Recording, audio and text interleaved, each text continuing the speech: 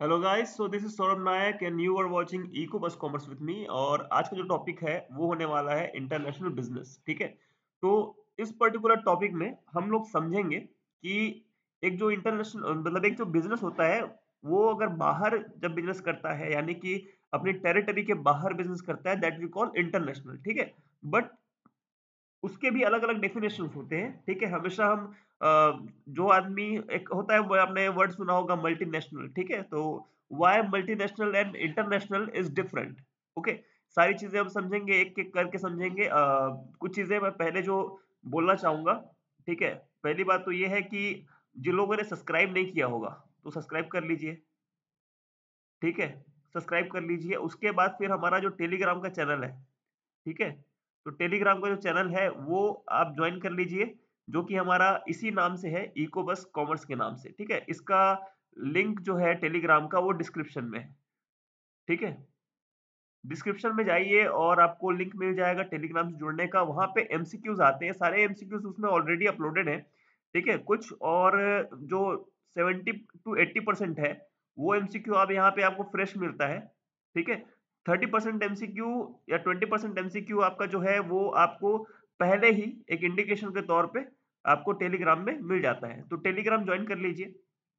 आगे चलते हैं टॉपिक की ओर। मेरी वॉल्यूम अगर मेरी वॉइस अगर आपको स्लो आ रही होगी, कम आ रही होगी, अगर मैं ज्यादा ऑडिबल ना रहूं तो प्लीज कमेंट कीजिएगा, क्योंकि I don't have any mic, तो बिना माइक के मैं वीडियो बना रहा हूं।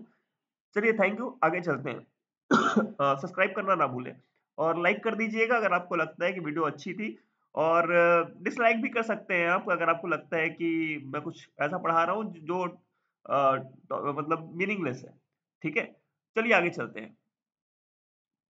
फर्स्ट है अंतरराष्ट्रीयकरण के चरणों का सही क्रम क्या है। ठीक है, अंतरराष्ट्रीयकरण के चरणों का सही क्रम क्या है। तो यहाँ पे आपको ऑप्शन मिल जाते हैं। अच्छा, पहला तो आपका डोमेस्टिक आएगा, ये तो अब आपको क्लियर ही होगा डोमेस्टिक। तो सारे में डोमेस्टिक डोमेस्टिक आपको क्लियर दे दिए गए हैं। उसके बाद है ट्रांसनेशनल, इंटरनेशनल, मल्टीनेशनल, इंटरनेशनल। तो सेकंड जो आता है, यार मैंने वही बोला कि टॉपिक की शुरुआत में मैंने बोला कि अलग अलग चीजें होती हैं। तो डोमेस्टिक होता है जब एक एक एक कंट्री है, जैसे ये हमारा कंट्री है इंडिया। ठीक है, तो इंडिया में क्या होता है, जब इंडिया के अंदर आप अगर कोई बिजनेस करते हैं दैट वी कॉल डोमेस्टिक। ठीक है, डोमेस्टिक। जब दो कंट्रीज में like we are doing business in India as well as with China, तो जब चाइना और इंडिया दोनों में करते हैं दैट वी कॉल इंटरनेशनल। क्या बोलते हैं? इंटरनेशनल। ठीक है, इंटरनेशनल। और जब चाइना के साथ साथ आप सपोज अमेरिका में कर रहे हैं, ठीक है, अमेरिका में आप बिजनेस कर रहे हैं, तो इसको अपन बोलेंगे ट्रांसनेशनल। Sorry, TRAN, national. ठीक है, उसके बाद अगर आप ज्यादा उसमें कर रहे हो, जैसे अमेरिका के साथ आप लंदन में कर रहे हो, लंदन में कर रहे हो, या फिर इसके साथ कहीं और कर रहे हो, दैट वी कॉल मल्टीनेशनल।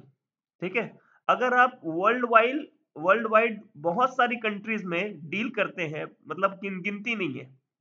ठीक है, गिनती नहीं है, दैट वी कॉल ग्लोबल। ठीक है, क्लियर। तो जो सही आंसर होगा that is option B. First is inter domestic, then international, then transnational, sorry, then transnational, transnational के बाद में आपका ग्लोबल, ग्लोबल के बाद सॉरी, हाँ, मल्टीनेशनल के बाद में ग्लोबल, ग्लोबल के बाद ट्रांसनेशनल। ठीक है, सॉरी। चलिए आगे चलते हैं। अच्छा, यहाँ पे मैंने गलत समझा दिया आपको, सॉरी, मेरी गलती थी। ठीक है, यहाँ पे आपको पहले आएगा multinational, then global, then transnational. ठीक है, चलिए आगे चलते हैं, इनकी मीनिंग को भी हम देखेंगे आगे। आगे है which of the following modes of entry bring the firm closer to international market. निम्नलिखित में से कौन सा प्रवेश का तरीका फर्म को अंतरराष्ट्रीय बाजारों के करीब लाता है। सो द आंसर इज, अच्छा यहाँ पे चार चीजें दी है, लाइसेंसिंग, फ्रेंचाइजी, अनुबंध विनिर्माण या फिर संयुक्त उद्यम। ठीक है, तो आप बेसिकली जब आगे करते हैं इसको, तो आपको पता चलता है कि जब आप किसी को मतलब आप डायरेक्ट आपको बिजनेस खोलना नहीं है, आप दूसरे बिजनेस के साथ आप ज्वाइंट वेंचर कर लीजिए। ठीक है। तो सबसे इजी जो तरीका होता है, सबसे इजी जो तरीका होता है, that we call joint venture. Joint venture करके आप डायरेक्टली किसी बिजनेस के साथ करके अपने बिजनेस को इंटरनेशनल या मल्टीनेशनल बना सकते हैं। ठीक है, चलिए आगे चलते हैं। व्हेन टू और मोर फर्म्स कम्स टुगेदर, जब दो या दो से अधिक कंपनियां जो होती हैं एक साथ आती हैं, तो उसको क्या बोलते हैं? सॉरी, मिलकर एक नई व्यावसायिक इकाई का निर्माण करती है जो कानूनी रूप से अपने मूल कंपनी से अलग होती है ना, मूल कंपनी से अलग होती है और विशिष्ट होती है। तो इसे किस नाम से जाना जाता है? तो contract manufacturing, franchisee, joint venture या लाइसेंसिंग। ठीक है, तो यहाँ पे जो सही आंसर होगा that is joint venture again. ठीक है, मतलब इसका जो इसकी प्रीवियस कंपनी है, इससे सपोज ये कोई कंपनी है ना, ये कुछ और काम कर रही है, सपोज सीमेंट बना रही है ना, और ये भी कोई कंपनी होगी, सपोज ये आटा बना रही है। ठीक है, ये दोनों कंपनी मिलके एग्रीकल्चरल टूल बना रहे हैं। क्या बना रहे हैं? कोई टूल्स बना रहे हैं। तो फिर टूल्स का सीमेंट से या फिर टूल्स का आटा से कोई संबंध नहीं है। ठीक है, कोई नया काम कर रही है, इसका एक अपना क्या बोलते हैं, विशिष्ट एक पहचान होता है। ठीक है, उसको क्या बोलते हैं? Joint venture. दोनों मिलके बना रहे हैं। ठीक है, जैसे अडानी है, अडानी ने रिसेंटली अभी सीमेंट कंपनी परचेस करी है। उसके जो प्रीवियस जो काम थे वो उससे बिल्कुल अलग था, और अडानी ने पूरा परचेस किया है। But some time joint venture में ऐसा होता है कि लोग, दो अलग अलग काम करने वाले लोग एक जगह आके कुछ अलग ही स्टार्टअप करते हैं। ठीक है, आगे चलते हैं। Question number 4, the theory of relative factor endowment is given by. तो इसका जो सही आंसर होगा वो होगा option number D, Ohlin and Heckscher. तो इसमें ज्यादा तर्क करने की जरूरत नहीं है, क्योंकि ये तो याद रहने वाली चीज है, याद करने वाली चीज है। ओलेन एंड हेक्सर। ठीक है, the theory of relative factor endowment, also known as the Hexer-Owen model, Olin model, it is an economic theory that explain how countries trade with each other based on their relative abundance of resources। तो इसका मतलब ये है, मतलब इन्होंने किया क्या था, ये समझ लेते हैं। तो इनका क्या था कि सपोज एक हमारा कंट्री है इंडिया। तो इंडिया में क्या है? इंडिया में आपका लेबर अच्छा है। क्या अच्छा है? लेबर अच्छा है। ठीक है, और यहाँ पे देखे होंगे एक होता है यूएई। ठीक है, यूएई में अगर देखें तो वहाँ पे पर्टिकुलर रीजन में ऑयल बहुत अच्छे हैं। ठीक है, तो ऑयल है यहाँ पे, लेबर हम ऑयल लेने के लिए चले जाते हैं। या फिर ये जो कंट्रीज है, ये रिफाइनरीज अपनी ऐसी कंट्रीज में लगाती हैं जहाँ पे लेबर अच्छे हो। ठीक है, तो वैसे ही जैसे कि आपका कोई कंपनी है जिसमें लेबर ज्यादा इंपॉर्टेंट है। चलो ठीक है, ऑयल में तो लेबर इंपॉर्टेंट उतने नहीं है, बट जैसे कि यहाँ पे लेबर इंपॉर्टेंट वाली, जैसे कि एसीसी है ना, एक सीमेंट कंपनी है, इसमें लेबर चाहिए। तो ऐसी जगह पे प्लांट लगाते हैं जहाँ पे लेबर उनको इजिली मिल जाए, एक चीप रेट में लेबर मिले, है ना, चीप रेट में लेबर मिलता है, और अच्छे खासे तादाद में लेबर मिल जाता है, जैसे आयरन फैक्ट्री होती है ना। वैसे ही चाइना की बात करें, तो चाइना में क्या है? चाइना में टेक्नोलॉजी अच्छी है, तो टेक्नोलॉजी भी अच्छी है, प्लस यहाँ पे लेबर भी अच्छा मिलता है। तो कहने का मतलब है, आप पहले देखते हैं कि किस पर्टिकुलर कंट्री में हमारी डिमांड पूरी हो रही है, वहां जाके फिर आप उसको क्या बोलते हैं, रिलेटिव अबंडेंस ऑफ रिसोर्सेज। जो अबंडेंट रिसोर्सेज होते हैं, जो खाली पड़े रिसोर्सेज होते हैं, उसको यूज करने के लिए दूसरे कंट्री में हम जाते हैं। ठीक है, चलिए आगे चलते हैं। क्वेश्चन नंबर 5 है, क्या है जो ज्ञान का वो अनुप्रयोग है जो वैश्विक व्यापार की सीमाओं को पुनः परिभाषित करता है? ऐसा क्या है जो ज्ञान वैश्विक व्यापार की सीमाओं को पुनः परिभाषित करता है? तो कल्चरल वैल्यू है, सोसाइटी है, टेक्नोलॉजी है, या फिर इकोनॉमी है? तो इसमें जो आंसर आएगा वो होगा टेक्नोलॉजी। जो टेक्नोलॉजी है ना, वो वैश्विक व्यापार की सीमाओं को पुनः परिभाषित करने में सक्षम हुआ है अभी। पहले एक लिमिटेड जो है वो नेशनल या इंटरनेशनल व्यापार होते थे। इंटरनेशनल व्यापार अब ज्यादा बढ़ गए हैं बिकॉज ऑफ टेक्नोलॉजी। छोटी छोटी सर्विसेज भी हमारी दूसरे कंट्री से फुलफिल हो रही है। ठीक है, चलिए आगे चलते हैं क्वेश्चन नंबर 6 में। निम्नलिखित में से किस प्रवेश पद्धति में घरेलू निर्माता किसी विदेशी देश में निर्माता को शुल्क के बदले बौद्धिक संपदा जैसे पेटेंट और ट्रेडमार्क का उपयोग करने का अधिकार देता है? ठीक है। क्वेश्चन को एक बार इंग्लिश में पढ़ लेते हैं।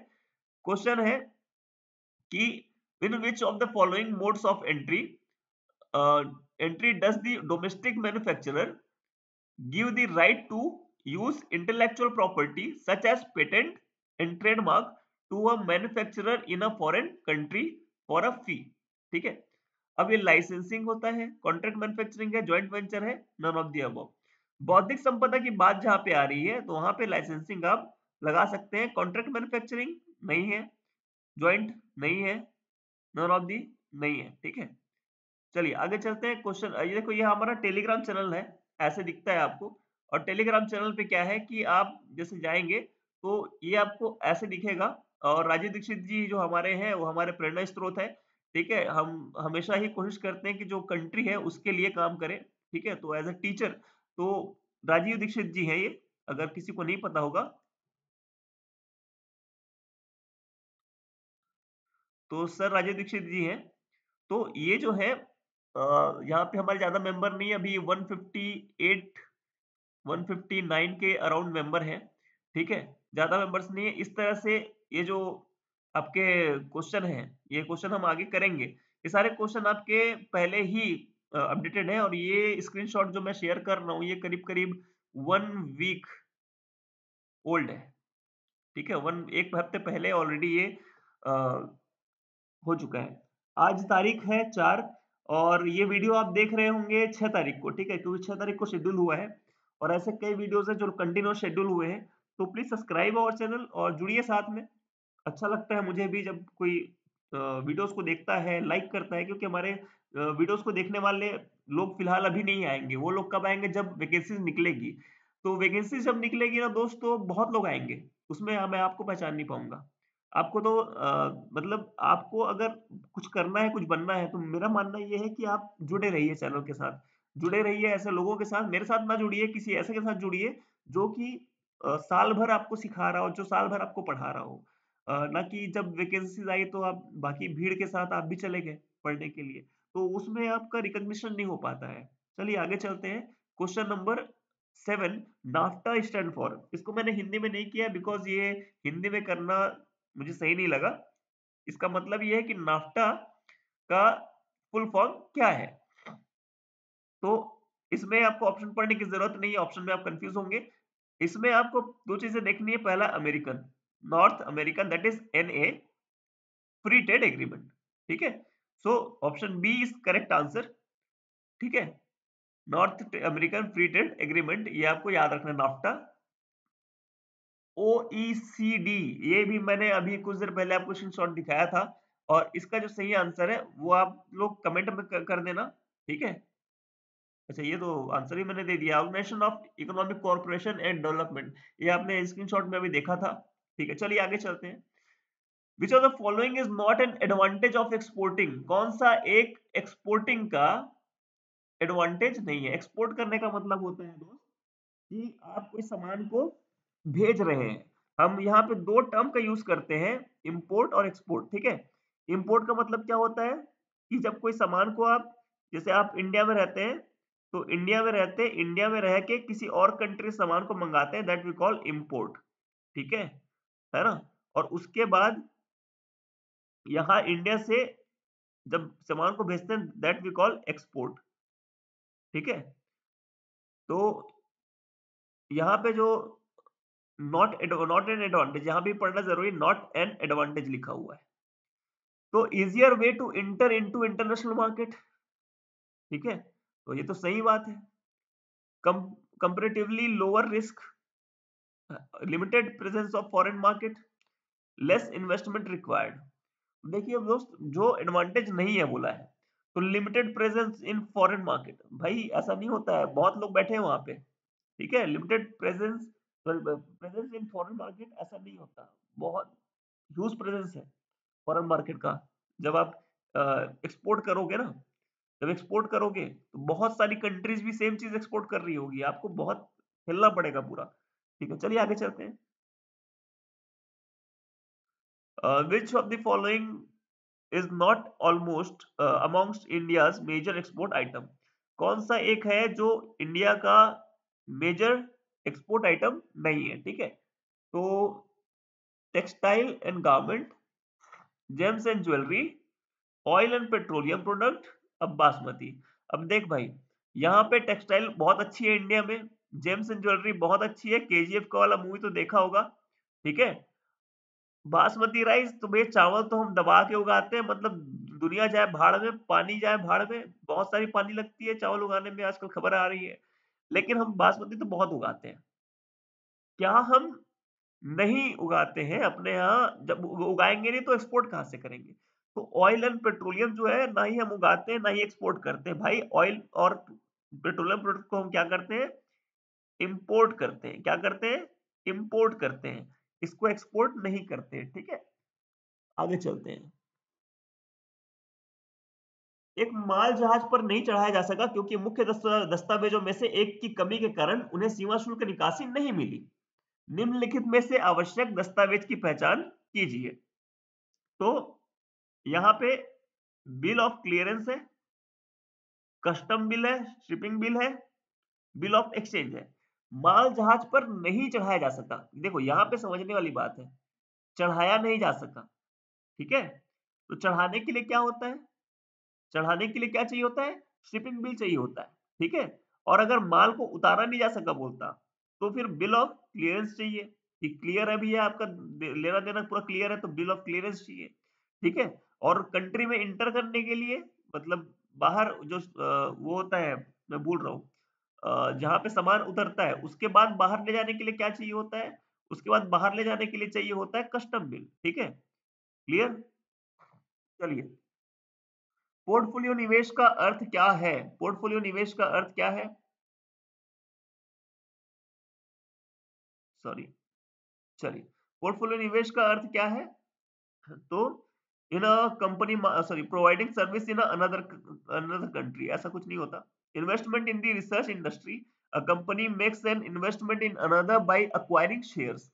ठीक है, production in of and marketing of goods, ऐसा कुछ नहीं हुआ है, ये भी गलत है। तो सही आंसर होगा option C, a company makes an investment in another by acquiring share. मतलब एक कंपनी जो होती है दूसरे कंपनी में शेयर खरीदती है, और खरीद के फिर उन उधर एक इन्वेस्टमेंट होता है, जैसे कि वो कंपनी को प्रॉफिट होगा तो उसका एक पर्टिकुलर हिस्सा इन लोग को भी मिल जाता है। ठीक है, चलिए आगे चलते हैं। क्वेश्चन नंबर 13 है, which of the following modes of entry permits the greatest degree of control over, क्या लिखा है, ओवरसीज ऑपरेशंस। ठीक है, licensing, franchising, wholly owned subsidiary, contract manufacturing या जॉइंट वेंचर। क्वेश्चन ये बोल रहा है, हिंदी में अगर बोल देता हूँ, कौन सी एक कौन सा एक तरीका है एंट्री का जो कि हमें इजाजत देता है ग्रेटेस्ट डिग्री ऑफ कंट्रोल, मतलब बहुत अच्छी कंट्रोल देता है ओवर ओवरसीज ऑपरेशन। ओवरसीज मतलब होता है इंडिया के बाहर, है ना, जो ऑपरेशन है उसमें हम लोग को अच्छा खासा कंट्रोल देता है। So answer is wholly owned subsidiary. Wholly owned subsidiary बोलने का मतलब होता है, सपोज आपकी एक क्या बोलते हैं कंपनी है, ठीक है, इसमें एक सपोज एक कंपनी एबीसी, तो एबीसी एक कंपनी है जो कि अमेरिका की कंपनी है। अमेरिका की कंपनी जरूर है, बट इसके 50% से ज्यादा शेयर, 50% से ज्यादा शेयर जो है, मोर देन 50% शेयर जो है, वो आपने खरीद के रखे हुए हैं। मोर देन 50% शेयर जो है वो आपने खरीद के रखे हैं, तो होली ऑन सब्सिडरी हो जाती है, होली ऑन ऑन सब्सिडरी बन जाती है। तो ये जब बनती है ऐसे, तब उसमें क्या होता है कि वो पूरे आपके कंट्रोल में रहती है, आपके हिसाब से ही काम करेगी। So that is the correct answer. चलिए, सेकंड लास्ट क्वेश्चन है, outsourcing a part of an entire production and concentrating और marketing operation in international business is known as. अंतरराष्ट्रीय व्यापार में उत्पादन के एक हिस्से या पूरे उत्पादन को आउटसोर्सिंग करना है, विपणन कार्यों पर ध्यान केंद्रित करना, किसके रूप में जाना जाता है? ठीक है, तो एक हिस्से या पूरे उत्पादन को आउटसोर्स करना, अ part of entire production and concreting on marketing operation in international business। इसको क्या बोलते हैं अपन? So the answer, correct answer option आपके पास है लाइसेंसिंग, फ्रेंचाइजिंग, कॉन्ट्रैक्ट मैन्युफैक्चरिंग या जॉइंट वेंचर। ठीक है, तो पूरे उत्पादन को आउटसोर्स कर रहे हैं। So the correct answer is contract manufacturing. Sorry, contract manufacturing is the correct answer. Question number 15 है, इसका आंसर आपको कमेंट में देना है, और अभी तक आपने वीडियो को लाइक नहीं किया तो प्लीज लाइक कर दीजिए, और सब्सक्राइब नहीं किया तो सब्सक्राइब कर दीजिए, और जुड़े रहिए हमारे साथ अगर आपको बनना है पीजीटी कॉमर्स, या फिर आपको बनना है सह प्राध्यापक, या जिसको हम बोलते हैं असिस्टेंट प्रोफेसर। ठीक है, तो विश्व व्यापार संगठन की स्थापना किसके उरुग्वे दौर के अंतिम अधिनियम को लागू करने के लिए की गई थी? ठीक है, एमएफए, जीएटीटी यानी गेट, ट्रिप्स या यूएनओ। ठीक है, आपको करेक्ट आंसर देना है। करेक्ट आंसर जब आप देंगे, उसके बाद आपको सब्सक्राइब तो कर ही लेना है, और हमें हमारे जो टेलीग्राम चैनल है, तो टेलीग्राम चैनल पे